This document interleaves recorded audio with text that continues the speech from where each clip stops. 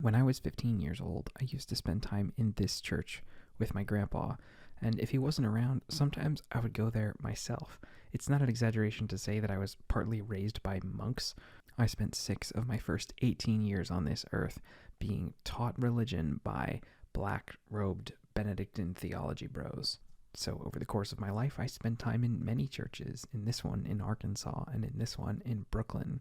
And since I ended up majoring in philosophy and physics and then getting a graduate degree in ethics, I spent a lot of time thinking about the relationship between faith and reason. I learned from a young age that not every problem could be solved with reason, just like not every problem can be solved with faith. For a robust religion, you need both working together, which is why I'm out here flying this drone over my polling place, which is just blocks away from the church of my youth, because I sincerely wonder what 15-year-old me would think of what being conservative has become. I was raised on a value system that God would heal the leper, the prostitute, the gambler, the tax collector, the most outcast of society is the moral priority.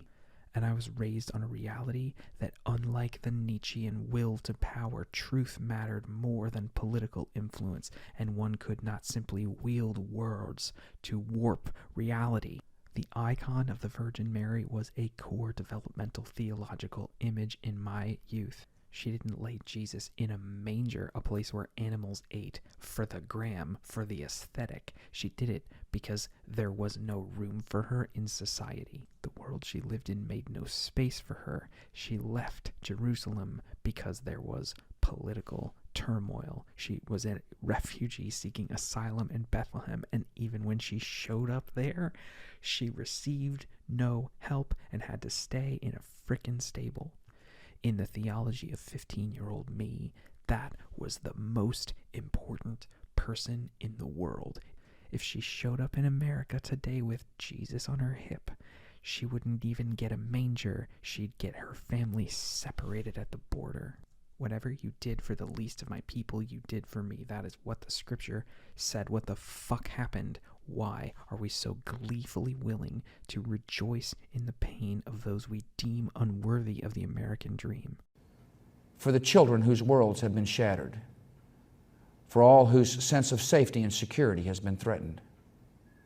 And I pray they will be comforted by a power greater than any of us, spoken through the ages in Psalm 23. Even though I walk through the valley of the shadow of death, I fear no evil, for you are with me.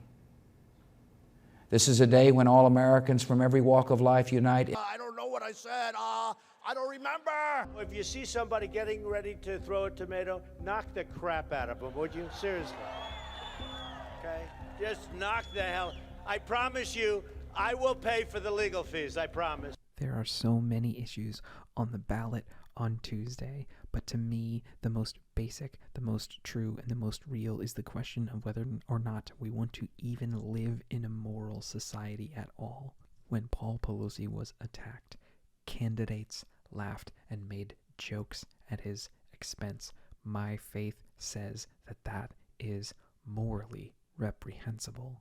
When Trump said that the election was stolen, audits were done, evidence was collected, dozens of people, hundreds of people checked and looked for evidence that the election was stolen. My reason tells me that if we checked all the evidence and we didn't find any, then it wasn't fucking stolen. 15-year-old me and 15-year-old theologically based conservative would not be able to handle what we have become.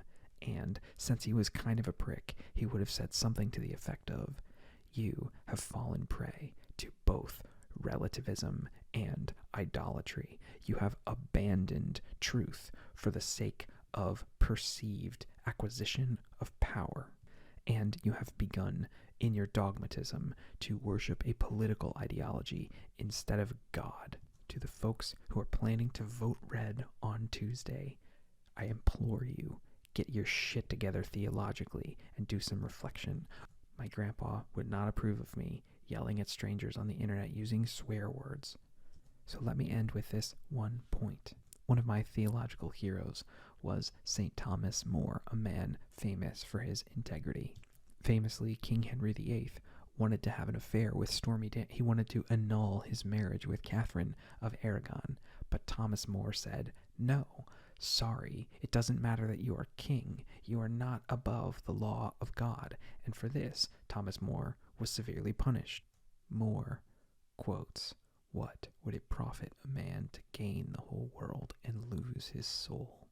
A vote read on Tuesday is a vote for moral relativism and a vote for an idolatry of a political ideology far and above any real theology.